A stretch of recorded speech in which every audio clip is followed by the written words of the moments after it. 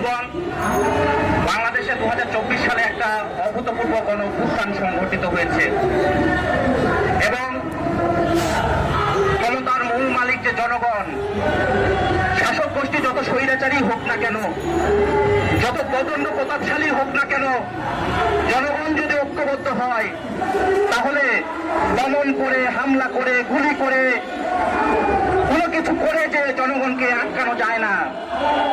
জুলাই গণঅভ্যুত্থানের মধ্য দিয়ে আমরা সেই শিক্ষা পেয়েছি, সেই ইতিহাস আমরা জানি। মানুষ কি অভূতপূর্ব লড়াই করেছে,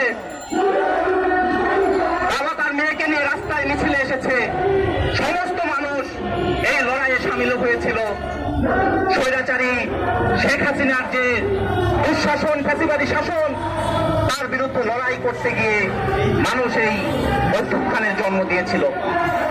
ফলে এই অভ্যুত্থান আমাদের জন্য একটা বড় পাওয়া। এই অভ্যুত্থানকে আমরা সর্বদিক থেকে ধারণ করি এবং আমরা সমস্ত দিক থেকে এই অভ্যুত্থানকে সফল করার জন্য আমাদের সমস্ত নেতাকর্মীরা ভূমিকা পালন করেছে। আমরা সেই অভ্যুত্থানে যে স্লোগান তুলেছিলাম, যে কথা উঠেছিল, সেটা হচ্ছে ফ্যাসিবাদী ব্যবস্থার বিলোপ। আওয়াজ তুলেছিলাম বৈষম্যহীন একটা গণতান্ত্রিক বাংলাদেশ। এই আকাঙ্ক্ষা থেকে ফ্যাসিবাদী আওয়ামী শাসনের বিরুদ্ধে লড়াই হয়েছিল। আমাদের আরেকটা চাওয়া ছিল যে আওয়ামী লীগ যেভাবে রাষ্ট্র পরিচালনা করেছে সেভাবে বাংলাদেশ পরিচালিত হবে না। আওয়ামী লীগের এই দুঃশাসন, সেটা বাংলাদেশের জনগণ, সেই নীতিতে আর রাষ্ট্র পরিচালিত হবে না। এই আকাঙ্ক্ষা এবং এই চাওয়া থেকে এই অভ্যুত্থান সংগঠিত হয়েছিল।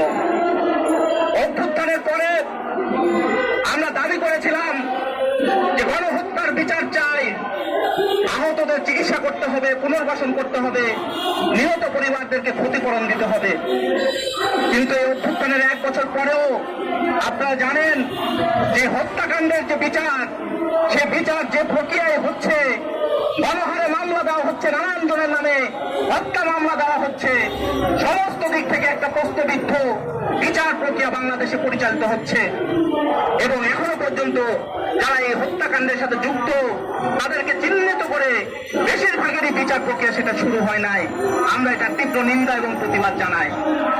যারা আহত হচ্ছে তাদের চিকিৎসা দেওয়া, তাদের পরিবারকে পুনর্বাসন করা, নিহত পরিবারদেরকে পুনর্বাসন করা, এটাও আমাদের একটা দাবি ছিল। কিন্তু এখনো পর্যন্ত সরকারের দিক থেকে এ ব্যাপারেও যথাযথ উদ্যোগ, সেই উদ্যোগ নেওয়া হয় নাই। আমরা একটা কথা বলেছিলাম যে গণহত্যার যদি বিচার না হয়, আহত নিহতদের যদি পুনর্বাসন না করা হয়, তাহলে যে গণঅভ্যুত্থান সংগঠিত হয়েছে, এই গণঅভ্যুত্থানকে আমরা একটা নৈতিক ভিত্তির উপর দাঁড় করাতে পারবো না। আমরা আজকের এই সমাবেশ থেকে সরকারের কাছে দাবি জানাই যে অবিলম্বে এই গণহত্যার বিচার সহ আহত নিহতদের পুনর্বাসন, এই পুনর্বাসনের কাজটা করতে হবে। বন্ধুগণ, ফ্যাসিবাদের বিলোপ, বৈষম্যহীন বাংলাদেশ চাই, এই আকাঙ্ক্ষা নিয়ে আমরা এই সরকারকে সমর্থন দিয়ে আমরা আমাদের বক্তব্য এবং কার্যক্রম পরিচালনা করেছি। কিন্তু সরকারের পক্ষ থেকে আপনারা দেখেন যে আইন শৃঙ্খলা পরিস্থিতির কোনো উন্নতি ঘটানো হয় নাই। আমরা সরকারের সাথে যখন দেখা করেছিলাম তখন আমরা বলেছিলাম যে আইন শৃঙ্খলা পরিস্থিতির উন্নতি ঘটান। আমরা বলেছিলাম এই সরকারের ম্যান্ডেট 3টি: সংস্কার, বিচার এবং নির্বাচন। কিন্তু এই সরকারের দিক থেকে আপনারা দেখেছেন যে একদিকে জনগণের যে রাষ্ট্রের গণতান্ত্রিক সংস্কার এবং জনগণের জ্বলন্ত যে সংকট, সেই সংকট নিরসন না করে ওরাই তো হয়নি। এর বাইরে আমরা দেখলাম যে এই সরকারের পক্ষ থেকে যে পদক্ষেপগুলো নেওয়া হলো, সেই পদক্ষেপগুলো নানানভাবে এখানে প্রশ্নের জন্ম দিয়েছে এবং এই সরকারের এখতিয়ারভুক্ত বা বহির্ভূত ভাবে এখানে নানান ধরনের কর্মকাণ্ড চলেছে। আওয়ামী সরকারের নীতিতে একই ধারাবাহিকতায় এখানে বন্দরকে ইজারা দেওয়া হয়েছে। এখানে আপনারা দেখেছেন, আমরা দাবি করেছিলাম যে এখানে যে চুক্তিগুলো অসম চুক্তি, সেই চুক্তিগুলো বাতিল করতে হবে। কিন্তু সরকারের পক্ষ থেকে সেই চুক্তি তো বাতিল করা হয় নাই এবং বিদেশিদের সাথে যে চুক্তি, সেই চুক্তি বাংলাদেশের জনগণের সাথে উন্মুক্ত করা হয় নাই।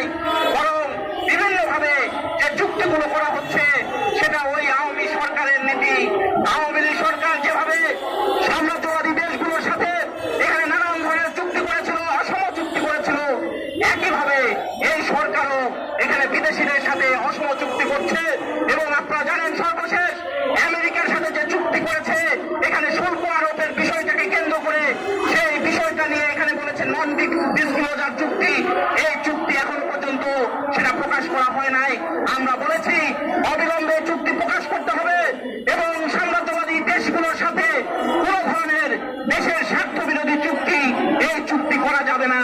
বন্ধুগণ, আমরা সংস্কার প্রস্তাবনাগুলো নিয়ে আপনারা জানেন যে সরকারের কাছে আমরা 23 দিনের যে আলোচনা হয়েছে সেখানে আমরা অংশগ্রহণ করেছি।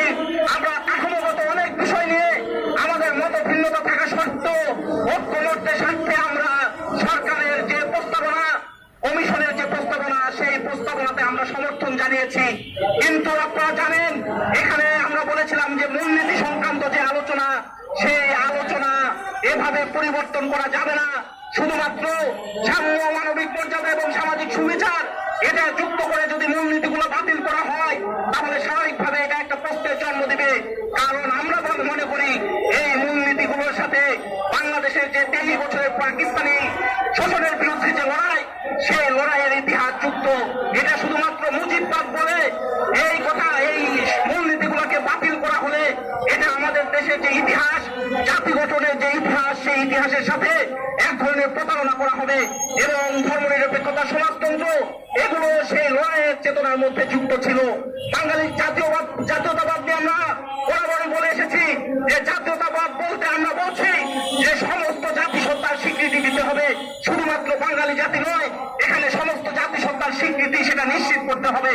অথচ আপনারা দেখেছেন যে ঐক্যমত্য কমিশনের পক্ষ থেকে সেই মূলনীতিগুলো আমাদেরকে চাপিয়ে দেওয়ার কথা, চাপিয়ে যখন দিয়েছে তখন আমরা ওয়াক করেছি।